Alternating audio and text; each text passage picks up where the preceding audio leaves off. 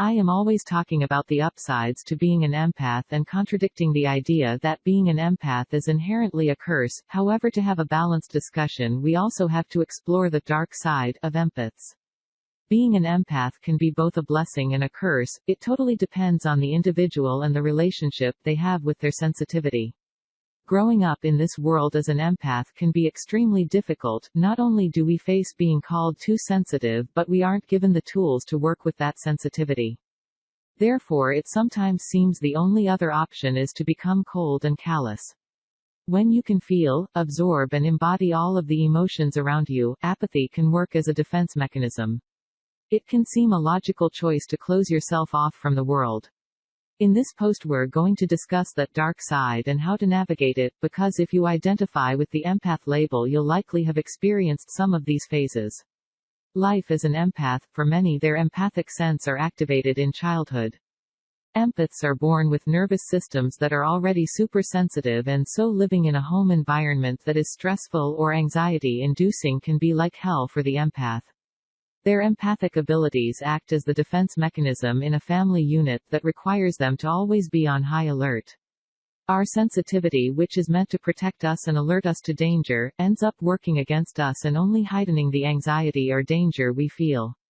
It's for this reason that empaths are often diagnosed as anxious or depressed, because their nervous system is being constantly overloaded and cannot relax. We aren't given the correct tools to regulate our nervous system and bring peace to our bodies. As we get older, we may start being told we are too sensitive, that we need to lighten up, or that we should stop taking everything so seriously. These comments come from a good place, but without the knowledge of how to work with our energy, we instead close off our sensitivity.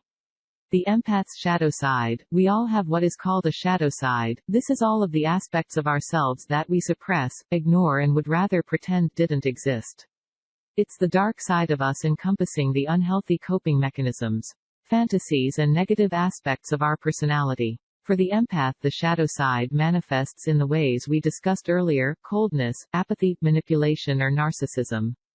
This can look like a gradual progression over time as an empath disengages further and further from their empathic abilities.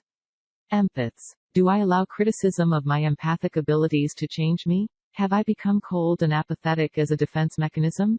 Do I use my sensitivity as a manipulative tool? Write each of these questions down in a journal with your answers underneath. You might be surprised at what comes up. Think of why you may have these characteristics, and who you have allowed to influence your inner voice and perception of your empathy. Shadow work like this is all about diving deep and really taking a look in the mirror. It's about facing the dark and negative aspects of ourselves without judgment, but through the eyes of awareness. We can then use this information to form better ways of being and begin healing. Empaths and narcissism. Many would argue that a true empath would never become narcissistic, self-serving or cold. I think we can bring more nuance to this subject. Firstly, the way we use language when talking about narcissists and empaths is sometimes vague, and tends to put people into harsh black and white categories, when in reality, most people exist somewhere in the middle. We also tend to use the term narcissist to refer to people who are generally self-serving or obnoxious, and those who have NPD, narcissistic personality disorder, interchangeably. There is no committee handing out these labels, instead they are used colloquially. Someone calling themselves an empath doesn't necessarily fit the description, and being labeled a narcissist doesn't necessarily mean you have NPD. Here I want to discuss whether those who call themselves empaths can become self-serving.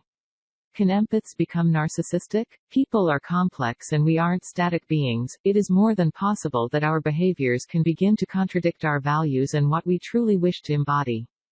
As the saying goes, hurt people, that can often be the case here.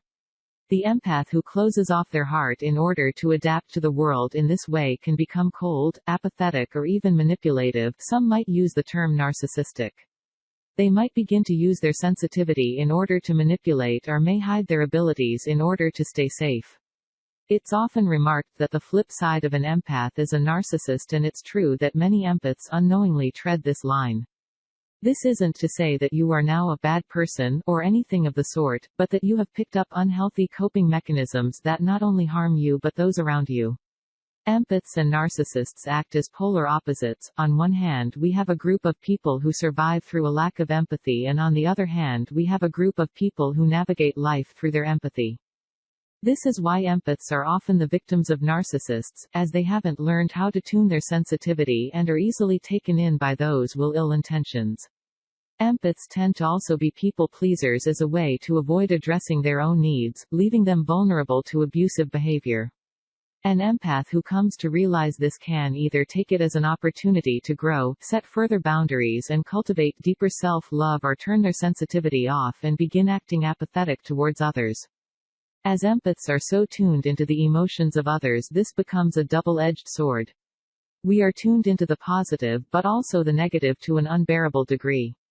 Learning to balance these aspects is crucial. It's also true that not everyone who calls or labels themselves as an empath actually possess a great deal of empathy. Some might lack self-awareness, others might use the label to practice harm undetected. This is the case for any label we ascribe to ourselves, such as spiritual, holy, even good. Calling ourselves something doesn't mean we are living by that thing, and often the label distorts that quality within us.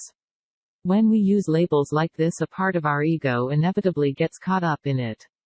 Labels are part of being a human and moving through the world, our name, age, job title, but also certain qualities, so rather than toss labels aside completely, it makes much more sense to be conscious of the labels we use and how often. Be open to changing the labels you ascribe to yourself and dropping certain labels altogether when they become cumbersome and unhelpful. Outgrowing the empath label. I want to finish this article discussing what happens when we outgrow the empath label. It has been about 2 years since I wrote this article, and a lot has changed in that time, including how I view these labels.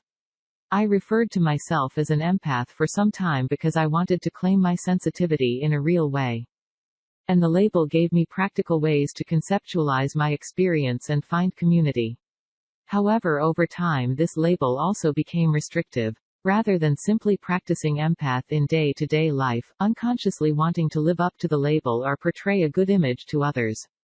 This became counterintuitive. When we refer to ourselves as empaths, it can also mean placing ourselves in a particular role, one that is self-sabotaging, draining or heavy.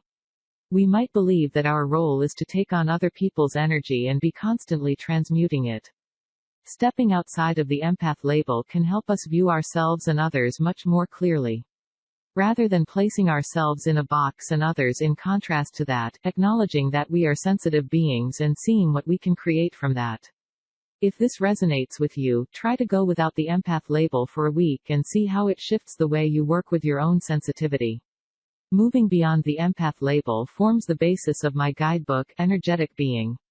Dive deeper into psychic development with my Energy Work Guidebook. In conclusion, being a sensitive person can definitely be seen as a curse, however it can also be a mighty gift when we know how to navigate it and work with our energy. Although the world can seem like a hard place for sensitive people and often is, we can consciously cultivate the peace and strength we are lacking within ourselves. Do you battle with the empath's shadow side? Get started with energy work. Receive 5 emails over 4 days covering the basics of working with your energy.